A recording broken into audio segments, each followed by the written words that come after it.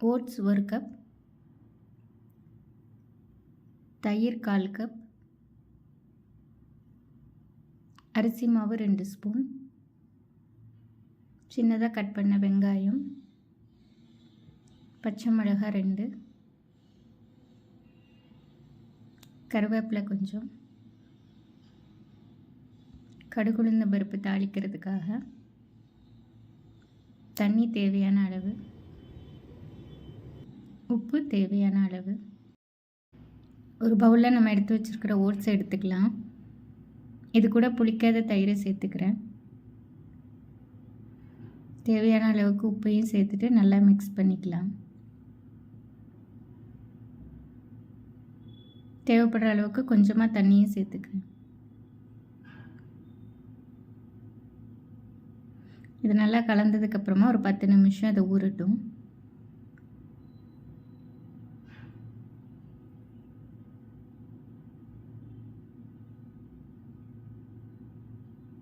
பத்து நிமிஷம் ஊறினதுக்கப்புறமா 2 ஸ்பூன் அளவுக்கு அரிசி மாவையும் கலந்து திருப்பி இது மாதிரி மிக்ஸ் பண்ணி மூடி வச்சுக்கலாம்.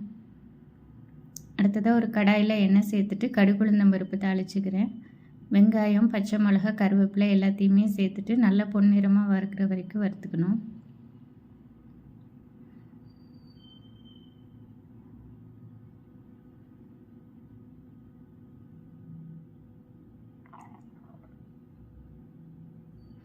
வதக்கி வச்ச வெங்காயத்தை, பச்சை மிளகாய் எல்லாத்தையுமே நம்ம அந்த ஓட்ஸ் கலந்து வச்சுருக்கிற மாவில் சேர்த்துக்கலாம்.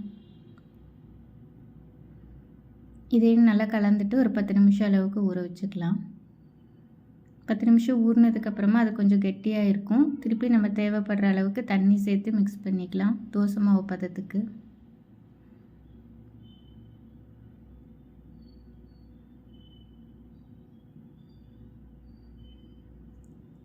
ஒரு தோசைக்கல்லில் கொஞ்சமாக எண்ணெய் சேர்த்துட்டு நம்ம தோசை மாதிரி இதை ஊற்றிக்கலாம்.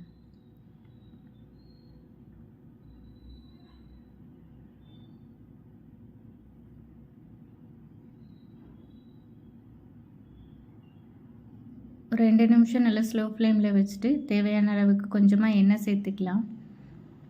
ஒரு பக்கம் வெந்ததுக்கப்புறமா 2வது பக்கம் திருப்பி போட்டுக்கலாம். தோசை திருப்பி போட்டதுக்கப்புறமா இந்த பக்கமும் தேவைப்பட்டால் 1 ஸ்பூன் அளவுக்கு எண்ணெய் சேர்த்துக்கலாம். தோசை இப்போ நல்லா வெந்துருச்சு. Oats dosa ready. தோசை மாவு எதுவும் இல்லைன்னா சீக்கிரமாக ஒரு 10-15 நிமிஷத்துலேயே இதை ஈஸியாக இன்ஸ்டண்ட்டாக செஞ்சிடலாம். ஒரு ஹெல்த்தியான தோசையும் கூட. இதை நீங்களும் ட்ரை பண்ணி பாருங்கள். இந்த வீடியோ உங்களுக்கு பிடிச்சிருக்கும்னு நினைக்கிறேன். இதே மாதிரியான இன்னொரு வீடியோவில் உங்களை சந்திக்கிறேன்.